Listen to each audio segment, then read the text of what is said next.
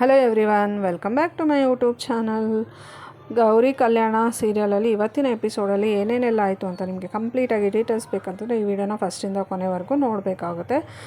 So ಇಲ್ಲಿ ಬಂದ್ಬಿಟ್ಟು ಗೌರಿ ಮತ್ತು ವಿವೇಕ್ ಆಫೀಸಿಗೆ ಬಂದಿರ್ತಾರೆ. ನಾನು ಕಳೆದ ಎಪಿಸೋಡಲ್ಲಿ ಹೇಳಿದ್ದೆ ಏನೇನೆಲ್ಲ ಆಫೀಸಲ್ಲಿ ನಡೀತಾ ಇದೆ ಅಂತ ಹೇಳ್ಬಿಟ್ಟು. ಆಮೇಲೆ ಗೌರಿ ಮತ್ತು ವಿವೇಕು ಡಿಸ್ಕಸ್ ಮಾಡ್ತಾ ಇರ್ತಾರೆ. ಸೊ ಫಾರಿನ್ ಕ್ಲೈಂಟ್ಸ್ ಎಲ್ಲ ಬಂದಿದ್ದಾರೆ, ಟೆಂಪಲ್ ಡಿಸೈನ್ ಇನ್ನೂ ರೆಡಿ ಆಗಿಲ್ಲ ಅಂತ ಹೇಳ್ಬಿಟ್ಟು. ಅದಕ್ಕೆ ಗೌರಿ ಕೇಳ್ತಾಳೆ, ಸೊ ನಿಮ್ಮ ಆಫೀಸಲ್ಲಿ ಟೆಂಪಲ್ ಡಿಸೈನ್ ಮಾಡೋದಕ್ಕೆ ಅಂತಲೇ ಒಂದು ಡಿಸೈನ್ ಟೀಮ್ ಇದೆ ಅಲ್ವಾ, ಅವರು ಯಾಕೆ ವರ್ಕ್ ಮಾಡ್ತಾ ಇಲ್ವಾ ಅಂತ. ಅದಕ್ಕೆ ವಿವೇಕ್ ಇದ್ಬಿಟ್ಟು ಅವರೆಲ್ಲ ಮುಂಚೆ ಇದ್ದವರೆಲ್ಲ ತುಂಬ ಚೆನ್ನಾಗಿ ಮಾಡ್ತಾಯಿದ್ರು, ಓಲ್ಡು ಟ್ರೆಡಿಷ್ನಲ್ ಡಿಸೈನ್ಸ್ ಎಲ್ಲ ತುಂಬ ಚೆನ್ನಾಗಿ ಮಾಡ್ತಾಯಿದ್ರು ತಾತನ ಕಾಲದವರು. ಇವಾಗ ಅವ್ರು ಯಾರೂ ಇಲ್ಲ, ಎಲ್ಲ ಕೆಲಸ ಬಿಟ್ಟು ಹೋಗಿದ್ದಾರೆ, ಎಲ್ಲರಿಗೂ ಏಜ್ ಆಗಿ ಹೋಗ್ಬಿಟ್ಟಿದೆ. ಇವಾಗಿರೋದು ಹೊಸ ಟೀಮು.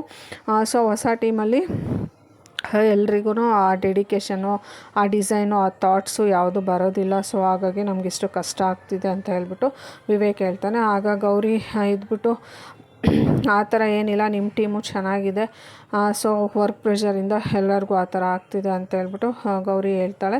ಸೊ ಅದಾದಮೇಲೆ ವಿವೇಕ್ ಇದ್ಬಿಟ್ಟು ಇಲ್ಲ, ಆ ಥರ ಏನಿಲ್ಲ, ಸೊ ಡಿಸೈನ್ ಮಾಡ್ತಿದ್ದಾರೆ, ಬಟ್ ನಮಗೇನೆ ಸ್ಯಾಟಿಸ್ಫೈ ಆಗ್ತಿಲ್ಲ. ಅದನ್ನು ಪ್ರೆಸೆಂಟ್ ಮಾಡಿದರೆ ಫಾರಿನ್ ಕ್ಲೈಂಟ್ಸಿಗೆಲ್ಲ ಇಷ್ಟ ಆಗುತ್ತೋ ಇಲ್ಲೋ ಅನ್ನೋಂತಹ ಭಯ, ಟೆನ್ಷನ್ನು ನಮಗೂ ಕೂಡ ಇದೆ. ಸೊ ಹಾಗಾಗಿ ಈ ಥರ ಆಗ್ತಾಯಿದೆ. ಸೊ ಮುಂಚಿನ ಥರ ಡೆಡಿಕೇಟೆಡ್ ಎಂಪ್ಲಾಯೀಸು ಯಾರೂ ಇಲ್ಲ. ಸೊ ಇವಾಗಿರೋರೆಲ್ಲ ಹೊಸ ಸ್ಟಾಫ್ಸು, ಅವ್ರ ಥಾಟ್ಸು, ಅವ್ರ ಮೈಂಡಲ್ಲಿ ಬರೋಂಥ ಥಾಟ್ಸು ಇವಾಗ ಇದಕ್ಕೆ ಓಲ್ಡ್ ಡಿಸೈನ್ಗೆಲ್ಲ ಟೆಂಪಲ್ ಡಿಸೈನ್ಗೆ ಸೆಟ್ ಆಗ್ತಾಯಿಲ್ಲ ಅಂತ ಹೇಳ್ತಾರೆ.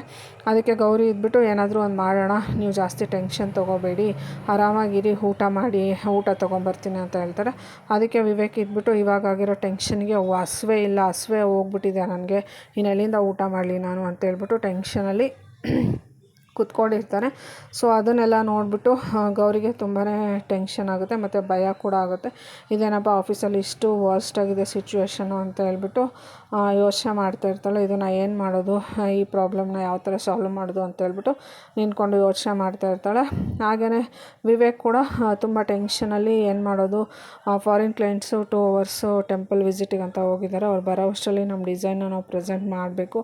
ಸೊ ಅವರಿಗೆ ವೆಯ್ಟ್ ಮಾಡ್ಸೋಕ್ಕೂ ಆಗಲ್ಲ ಅಂತ ಹೇಳ್ಬಿಟ್ಟು ತುಂಬ ಟೆನ್ಷನಲ್ಲಿ ಇರ್ತಾಳೆ. ಆಮೇಲೆ ಗೌರಿ ಹೋಗ್ಬಿಟ್ಟು ಪಿಂಕಿ ಹತ್ರ ಹೋಗ್ತಾಳೆ, ಏನು ಮಾಡ್ತಾ ಇದ್ದಾಳೆ ಅಂತ ಹೇಳ್ಬಿಟ್ಟು. ಪಿಂಕಿ ಡಿಸೈನ್ ಮಾಡ್ತಾ ಇರ್ತಾಳೆ, ಬಟ್ ಆದರೆ ಅದು ಅಷ್ಟು ಸ್ಯಾಟಿಸ್ಫೈಡ್ ಇರೋದಿಲ್ಲ. ಸೊ ನೋಡೋದಕ್ಕೂ ಟೆಂಪಲ್ ಡಿಸೈನ್ ಥರ ಟಚ್ ಅಪ್ ಕೊಡೋದಿಲ್ಲ. ಆಮೇಲೆ ಬಂದುಬಿಟ್ಟು ಗೌರಿ ಕೇಳ್ತಾಳೆ ಪಿಂಕಿನ, ಯಾಕೆ ಪಿಂಕಿ ಇಷ್ಟು ಡಿಲೇ ಆಯಿತು, ಏನಾಯಿತು ಅಂತ.